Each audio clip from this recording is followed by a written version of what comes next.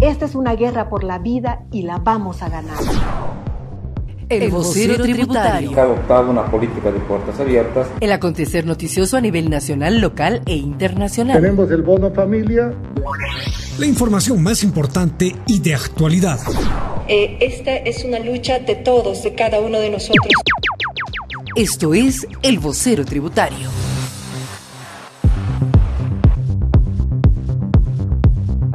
Muy buenas tardes, amigos oyentes de Radio Cultura Tributaria. Bienvenidos a la entrega informativa de hoy martes 28 de julio. Les estaremos contando que mediante un decreto supremo el Gobierno Nacional ha creado una nueva categoría tributaria para fomentar el emprendimiento empresarial y la apertura de fuentes de empleo. Así también, algo muy preocupante, el Gobierno declara calamidad pública nacional y dispone un crédito del Banco Central de Bolivia. Mi nombre es Verónica Tapia y en compañía de Jessis Miranda estaremos desarrollando estas y otras noticias. Jessis, buenas tardes, bienvenido. Cuéntanos qué tendremos en el ámbito tributario. Muy buenas tardes, Verónica, y a todos nuestros radioescuchas. En el ámbito tributario, hoy conoceremos el trabajo que desarrolla la Gerencia Distrital Montero. Esta y otras informaciones a continuación en nuestros titulares. Ahora te presentamos nuestros titulares. Mediante un decreto supremo, el Gobierno Nacional crea una nueva categoría tributaria para fomentar el emprendimiento empresarial y la apertura de fuentes de empleo. Hoy conoceremos el trabajo que desarrolla la Gerencia Distrital Montero del Servicio de Impuestos Nacionales. El gobierno declara calamidad pública nacional y dispone un crédito del Banco Central de Bolivia. Bolivia rebasa los 71.000 casos de COVID-19 tras iniciar la semana con 1.752 nuevos contagios. El gobierno aprueba emisión ágil de certificados de incapacidad temporal por COVID-19 para el sector público y privado. Gracias por continuar en sintonía de Radio Cultura Tributaria. Vamos con lo anunciado. El ministro interino de Economía y Finanzas Públicas, Abel Martínez, informó esta mañana que el Gobierno Nacional creó mediante el Decreto Supremo 4298 una categoría tributaria denominada Sistema Integrado Especial de Transición para Emprendedores al Régimen General, con el propósito de impulsar la apertura de nuevos emprendimientos tanto en la micro como en la pequeña empresa. El Gabinete Ministerial emitió el Decreto 4298 el 24 de julio de este año, como parte de las medidas de incentivo tributario para impulsar la reactivación económica y promocionar la creación de nuevas empresas mediante un sistema tributario de apoyo al emprendimiento. Y ha sido todavía reconocida, especialmente tenemos conocimiento que ha sido reconocida por la Cámara Nacional de Industrias y por todo el sector emprendedor de Bolivia. ¿De qué se trata esto? ¿Qué es fundamentalmente lo que trae el nuevo Decreto Supremo de Incentivos Tributarios para la Reactivación Económica? Fundamentalmente y en términos generales, hace más fácil la vida del sujeto tributario. ¿En qué sentido hace más fácil la vida? Uno, se le reconoce una proporción adicional del 20% del IVA para las compras de productos hechos en Bolivia como pago a cuenta del complementario al IVA. Esto es una cosa muy fuerte, muy potente. Otra cosa importante dentro de esto es el cómputo como pago a cuenta del IVA del 50% de las contribuciones patronales pagadas por sueldos y salarios. Obviamente esto que no supere 4 salarios mínimos nacionales. En una entrevista con Unitel, el ministro Martínez recalcó que las nuevas disposiciones de alivio tributario apuntan a fomentar la creación de fuentes de empleo sostenibles en el marco del Plan Nacional de Reactivación Económica. ¿Qué es lo que se quiere hacer con esto? Uno, potenciar al empresario, pero también preservar el empleo de sus trabajadores. Eso es muy importante. Y una cosa que también es alucinante, yo la llamaría así porque realmente me emociona, es la creación del Sistema Integrado de Transición para Emprendedores al Régimen General. ¿De qué se trata esto? Ese es un nuevo régimen que es transitorio, que dura 3 años, y crea un solo tributo, un monotributo del 5% sobre las ventas brutas que no superen los 250.000 bolivianos. Esto es realmente un empujón muy grande para el nuevo emprendedor y para las micro y pequeñas empresas, ¿no? Sobre este mismo tema, la Cámara Nacional de Industrias, a través de su presidente Ivo Vlasicevic, respaldó el contenido del Decreto Supremo 4298 porque tiene como objetivo la creación de nuevas empresas mediante un sistema tributario de apoyo al emprendimiento. Según Vlasicevic, el decreto complementa las medidas asumidas en el marco del programa de reactivación del empleo, aportando elementos necesarios para revitalizar la actividad económica que se encuentra severamente afectada desde marzo, cuando ingresó la pandemia del COVID-19 a territorio nacional.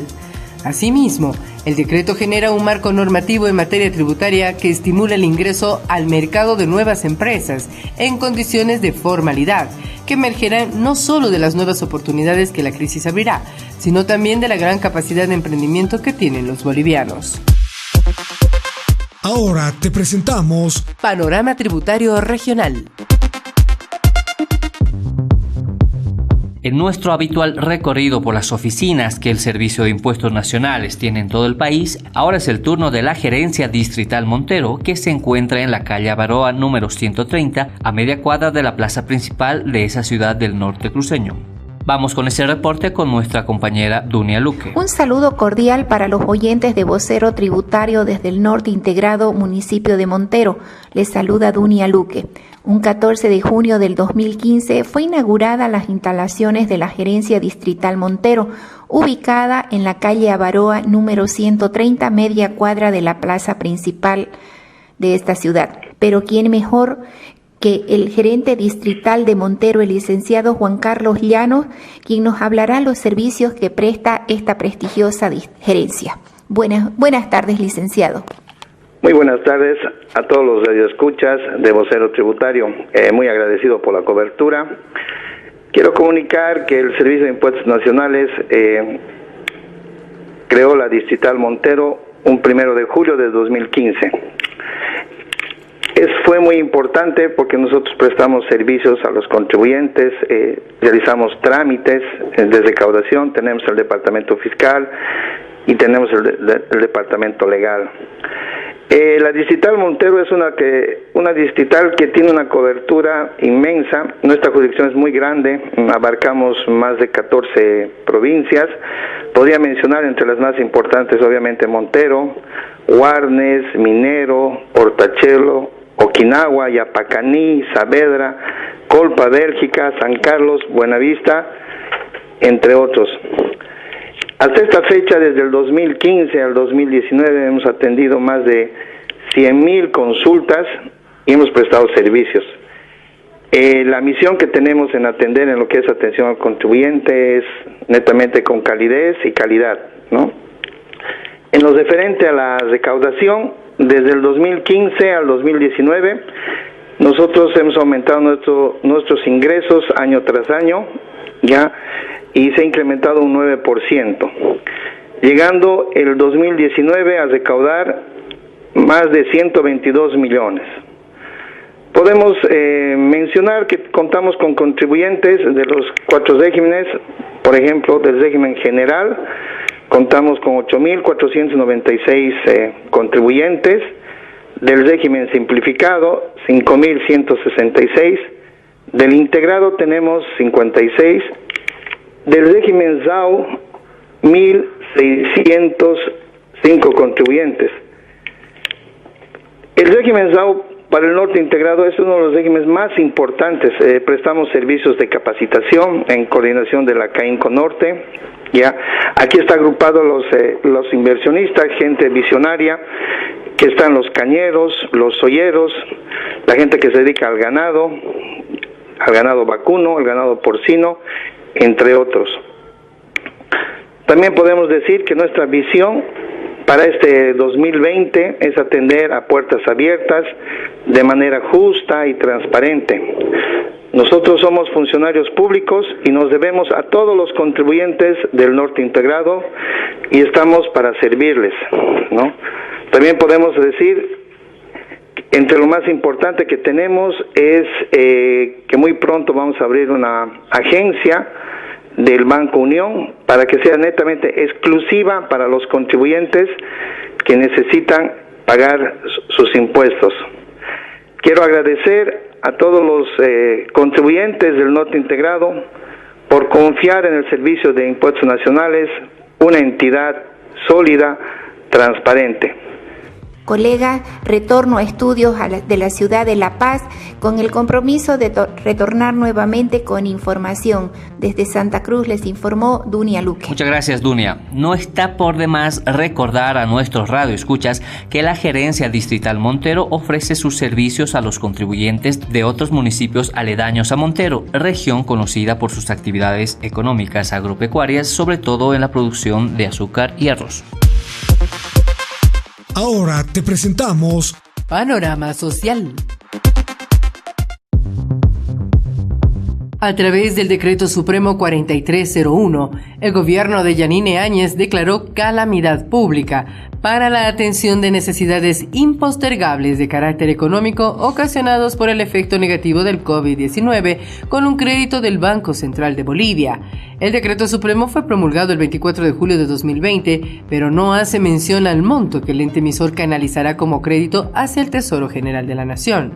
En su parte considerativa menciona que ante el incremento de los casos de coronavirus de manera acelerada, desencadenando en una situación crítica por la que atraviesa el país, es necesario realizar acciones específicas que permitan contar con recursos públicos destinados a mitigar los efectos negativos en la economía ocasionados por este virus.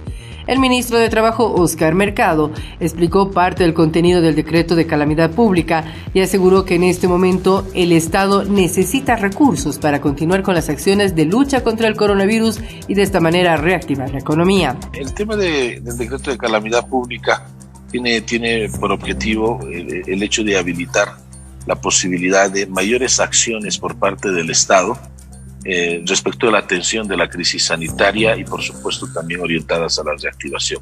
Es una figura constitucional, es una figura que se prevé precisamente para circunstancias como la que estamos atravesando en el país, que es una calamidad la que está sucediendo, y por supuesto esto prevé la posibilidad de que el gobierno pueda generar mayores acciones y mejores acciones de manera más contundente para poder llevar adelante todo lo planificado en la lucha contra el coronavirus. En los últimos días, el gobierno nacional volvió a solicitar a la Asamblea Legislativa, dominada por el Movimiento al Socialismo, que apruebe créditos acordados con organismos internacionales, especialmente uno, el de $327 millones provenientes del Fondo Monetario Internacional. Los asambleístas del Movimiento al Socialismo frenan la aprobación de estos créditos, supuestamente por una serie de falencias, como la falta de documentos sobre el plan de pagos y distribución o destino claro de los créditos.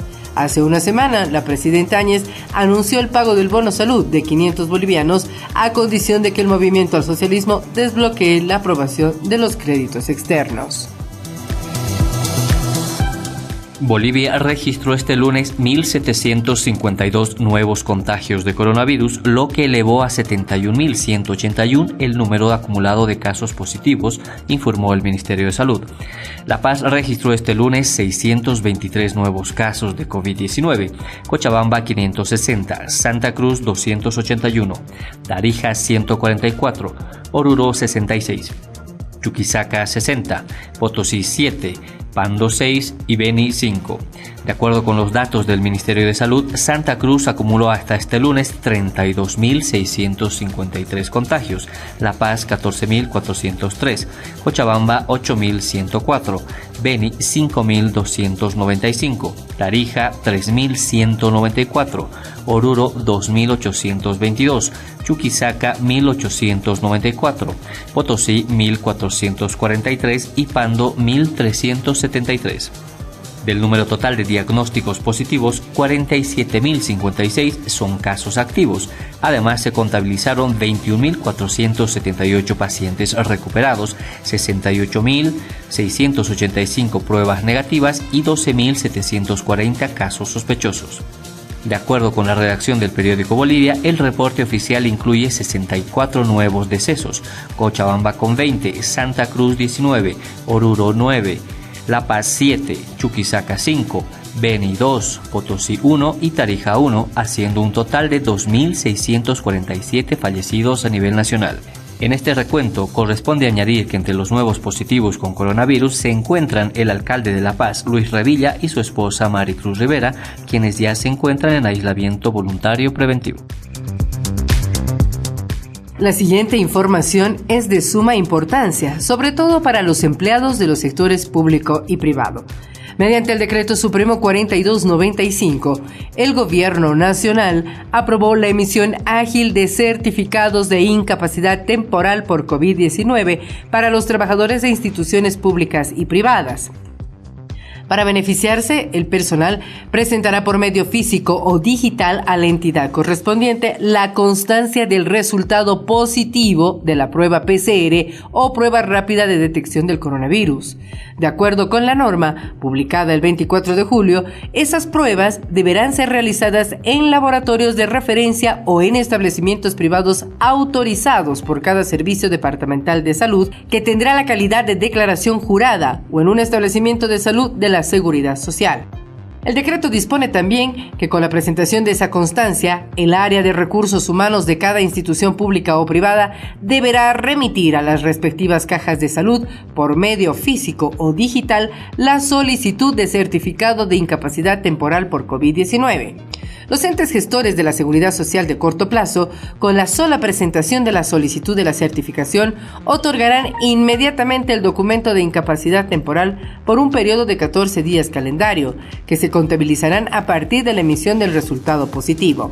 Sobre este tema, el ministro de Trabajo, Óscar Mercado, explicó que en un plazo de 3 días hábiles desde la publicación del decreto, las cajas de salud y seguros sociales deberán habilitar un medio digital ágil y de fácil uso para las solicitudes de altas y bajas médicas por COVID-19. Se pueden tomar pruebas los funcionarios, los trabajadores, en los laboratorios autorizados por el CEDES o en el propio CEDES, o en la propia caja o en el propio Seguro Social, pero aquí lo importante es que están habilitados estos laboratorios autorizados. Pueden ser pruebas moleculares, las PCR en tiempo real, o pueden ser las pruebas rápidas, que ya las conocemos en todo el país. Y una vez obtenido el resultado positivo, lo único que tiene que hacer el trabajador es poner en conocimiento esta situación de su oficina de recursos humanos. No es necesario que vaya a su Seguro Social. Va a su oficina de recursos humanos, le hace llegar una nota y le dice: he dado positivo. A partir de ello puede irse a su casa, porque quien debe tramitar la baja es la Oficina de Recursos Humanos. La autoridad dijo que el decreto fue gestionado por la presidenta Yanine Áñez para evitar filas de empleados en las cajas de salud que tramitan las bajas por el virus y el acceso a las pruebas de laboratorio, lo que se puede constituir en un riesgo para la propagación de la enfermedad. La presidenta Yanine Áñez anunció este martes que se adelantará el pago del aguinaldo de la renta dignidad para que los adultos mayores puedan acceder a recursos ante la pandemia del COVID-19. Con esta nueva medida social, el gobierno nacional prevé llegar a más de 870,000 beneficiarios. Mediante un video en su cuenta en Twitter, la mandataria reprochó nuevamente que la mayoría del movimiento al socialismo en el legislativo no libere aún los fondos provenientes de créditos internacionales y explicó que el dinero que se entregará a las personas de la tercera edad no necesita de autorización de la Asamblea. Detalló que los que gozan de la renta dignidad reciben cada fin de año un aguinaldo y nosotros decidimos adelantar y entregar en agosto esta renta dignidad, anticipando que lo único que deben hacer los beneficiarios es acudir a entidades financieras. Ya pasó más de una semana desde que hicimos el bono salud, pero la Asamblea del MAS todavía no libera el dinero para entregar ese bono a las familias. Por eso hemos decidido entregar otra ayuda económica a las familias, una ayuda que no necesita permiso de la Asamblea. Vamos a adelantar el aguinaldo de la renta dignidad. Los que gozan de la renta dignidad reciben cada fin de año un aguinaldo. Nosotros hemos decidido adelantar y entregar ahora en agosto ese aguinaldo de la renta dignidad. Son más de 870,000 personas en todo el país. Ese aguinaldo adelantado se cobrará por banco, exactamente como se cobra la renta dignidad. Que lo único que deben hacer los beneficiarios es acudir a entidades financieras. De acuerdo con el deber, desde junio de 2019 el pago de la renta dignidad registró un incremento porque pasó de 3.000 bolivianos a 4.200 bolivianos anuales por cada uno de los beneficiarios, que reciben hasta 350 bolivianos por mes. La renta dignidad es un pago mensual, universal y vitalicio que otorga el Estado boliviano a las personas mayores de 60 años con el objetivo de brindarles una vejez digna. El pago del bono se financia con una parte de los ingresos provenientes del impuesto directo a los hidrocarburos.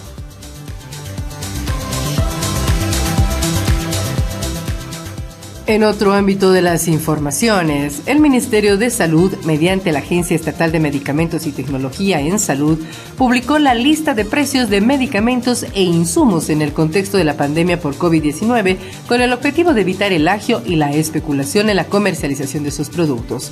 Esta lista se puede descargar de la página web de la Agencia Estatal de Medicamentos y Tecnología en Salud, www.agmed.gov.bo. Además, las personas que así lo requieran podrán comprar un medicamento bajo supervisión médica o, caso contrario, denunciar a la farmacia que venda con sobreprecio los medicamentos. Mediante un comunicado, el Ministerio de Salud informó que la lista de medicamentos contiene los precios unitarios de venta al público en farmacias privadas. Los precios también serán de aplicación obligatoria para organizaciones no gubernamentales, iglesias, instituciones que prestan servicios por delegación, clínicas privadas, institutos, centros médicos y otros. La regulación de los precios de los medicamentos fue consensuada con los representantes de asociaciones de farmacias privadas, el Colegio de Bioquímica y Farmacia, las empresas industriales y las importadoras a nivel departamental y nacional. La Agencia Estatal de Medicamentos y Tecnología en Salud también informó que las farmacias deben imprimir y exhibir la lista de medicamentos en un lugar visible para el consumidor. Además, los laboratorios industriales farmacéuticos, importadoras y distribuidoras no deben ofrecer combos, bonificaciones o descuentos por venta de productos médicos asociados a otros.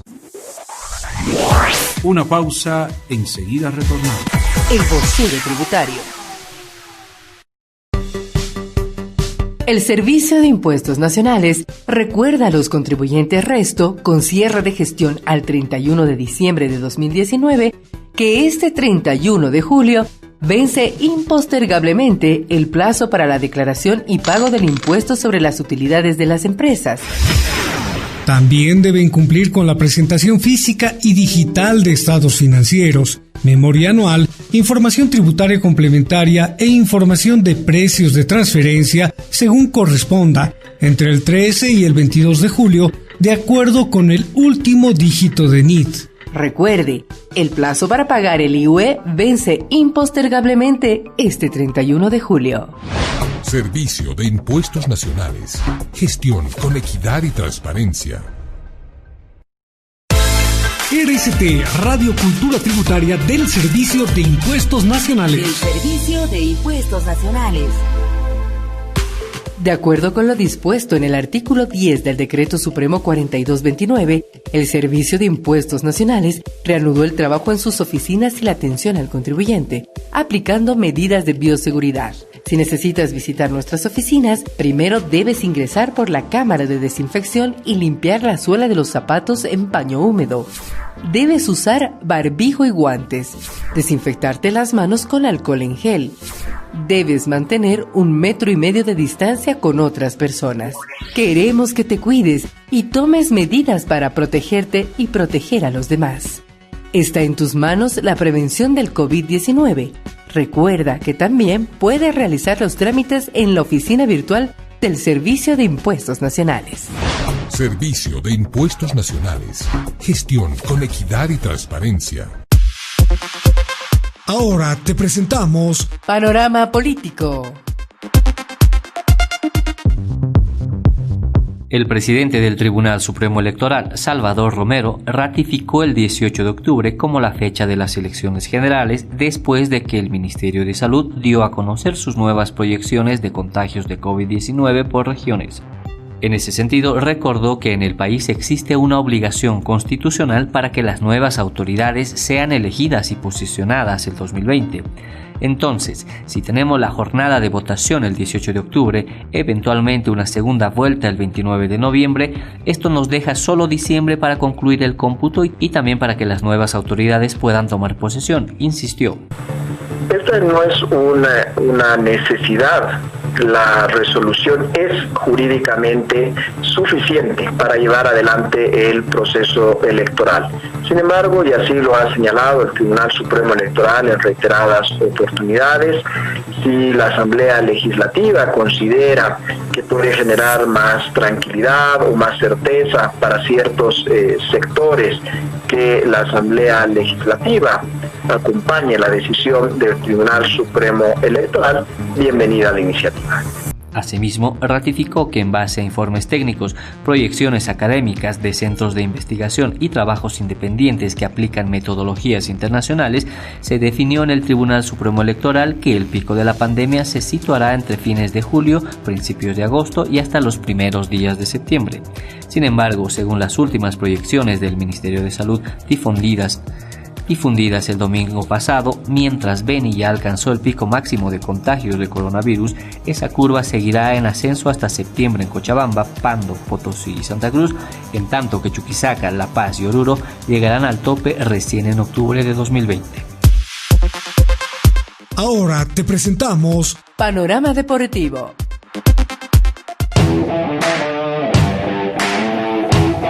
Buenas tardes y en deportes. La Federación Boliviana de Motociclismo analiza la finalización de sus actividades en esta gestión por la pandemia del COVID-19. En entrevista con Tigo Sport, el presidente de la Federación Boliviana de Motociclismo, Aurelio Cruz, anunció que hasta el momento tuvieron que suspender un campeonato latinoamericano, 4 torneos nacionales y otros regionales, y no ven un futuro claro en esta gestión para dicha federación. Bueno, realmente una pena, ¿no? Una pena que esta pandemia haya perjudicado todo lo que viene del campeonato nacional. Justamente 4 días antes de hacer el pre-nacional acá en Montero, empezaron las cuarentenas, entonces no se pudo realizar, ¿no? Estamos en el mes de julio, hemos perdido 4 fechas nacionales, entonces este campeonato del 2020 va a ser muy difícil realizarlo, ya es imposible, yo veo que es muy imposible. Hemos tenido algunas reuniones con la dirigencia de la federación, con los presidentes de asociaciones, y bueno, aquí lo único que resta es ver cuándo vamos a poder hacer un congreso extraordinario para poder definir bien esta situación, ¿no? La Federación Boliviana de Motocross es una de las entidades que no presentó protocolos de bioseguridad al Ministerio de Salud y está a la espera de que el Viceministerio de Deportes emita un comunicado oficial para determinar la situación del deporte nacional.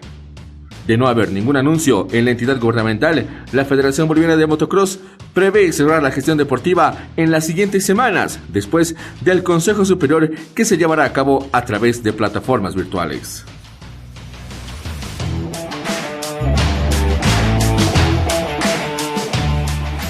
En otras noticias, los dirigentes de los clubes del fútbol profesional estudian alternativas para trasladar a sus equipos a regiones con menor incidencia de coronavirus, como Oruro, Potosí o Sucre, para reanudar los entrenamientos en cancha.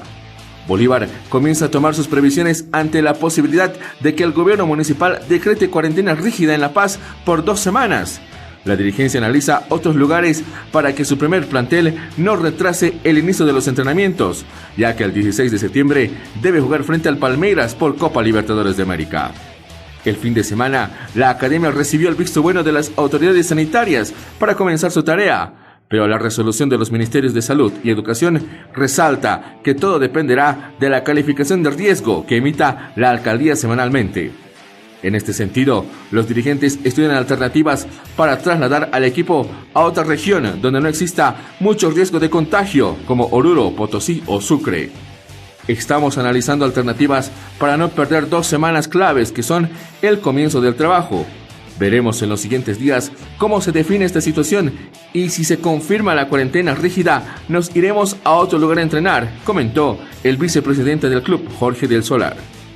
Como La Paz aún no ha llegado al pico máximo de contagios, también corre el riesgo que el encuentro frente al Palmeiras pueda disputarse el 16 de septiembre en el estadio Hernando Siles, más aún cuando las tendencias que maneja el Ministerio de Salud es que el descenso de la enfermedad comience a darse en la primera semana de septiembre, en puertas del juego que programó la Conmebol ante los brasileños. Hay riesgo de perder la localía, pero vamos a ser positivos, no solamente por jugar en esa condición, también por la salud de todos y esperemos llegar al pico de la enfermedad y volver a la nueva normalidad con la esperanza de ser locales, agregó Del Solar, según Página 7. Por último, los clubes que son disidentes de la gestión de la Federación Boliviana de Fútbol hicieron llegar en el curso de las últimas horas sendas cartas en las que respaldan a Robert Blanco como presidente interino de la entidad federativa. Estamos enviando a todos los clubes una carta aclarando este tema legal y respaldando a Robert Blanco. Cualquier otra interpretación es antojadiza y responde a intereses personales y nosotros no vamos a acceder a estos, afirmó el vicepresidente del Club Bolívar, Dardo Gómez. Junto a los celestes enviaron sus misivas los clubes Royal Party, Guavirá, Wilstermann, Blooming y Oriente Petrolero. El directivo argumentó también que el expresidente César Salinas asumió el mando en la Federación Boliviana de Fútbol con el nuevo estatuto que fue aprobado el 2017. La norma decía que el primer vicepresidente era del fútbol profesional y el segundo del aficionado, pero en 2019 existió un cambio en el artículo 25 referido a la alternativa. Pero esto no tiene efecto retroactivo, la ley se modifica para adelante, argumentó. Yo juré con los estatutos en la cual me dijeron a mí que yo era el primer vicepresidente de fútbol de la Federación Boliviana de Fútbol. Y me ratificaron en un congreso. Entonces lo han cambiado en noviembre, en la cual, hubieron clubes que no estuvieron de acuerdo con eso y otras modificaciones más que hicieron. Y bueno, ahorita ya está ocurriendo todos estos problemas y ahora son temas de interpretaciones y cuestiones legales, ¿no? Entonces lo que aquí va a dilucidar esto, si es que no nos llegamos a poner de acuerdo cuando nos juntemos el comité ejecutivo, serán por las otras instancias que hay, ¿no? Ir a la Conmebol o ir a un amparo constitucional, que también es mi derecho, y eso es lo que voy a hacer, ahora. Si la Conmebol o el amparo constitucional no me dan a mí la razón, no tengo ningún problema. Voy a tener yo que trabajar por la federación como siempre lo he hecho, el lugar donde esté. Ya, lo único que sí, las cosas malas nunca las voy a seguir apoyando y las cosas buenas las voy a apoyar. Blanco participó de la reunión informativa del Comité Ejecutivo, donde hizo conocer su postura de acudir a la Conmebol para pedir una interpretación legal. Yo fui posicionado como primer vicepresidente. Si la Conmebol no me da la razón, lo aceptaré, dijo el dirigente cruceño. El Comité Ejecutivo de la Federación Boliviana de Fútbol debe convocar en un plazo de 60 días al Congreso Ordinario para elegir al nuevo presidente de esta entidad, que reemplazará a Salinas hasta marzo de 2022. Fecha en la que se debe producir una nueva elección en la federación. Hasta aquí las noticias del deporte en el Vocero Tributario.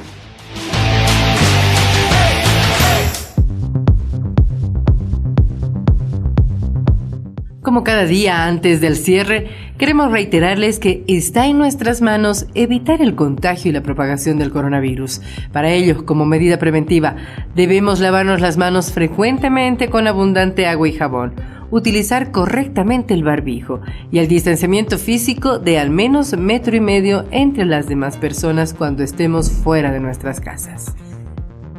Tomar en cuenta estas medidas hará que nos cuidemos a nosotros y por ende a los nuestros. Con estas recomendaciones hemos concluido la entrega noticiosa del Vocero Tributario de la jornada. Los esperamos el día de mañana con más del ámbito nacional e internacional. Gracias por su atención. Permiso. Hasta aquí presentamos El Vocero Tributario. La información más importante y de actualidad. Hasta la próxima. El Vocero Tributario.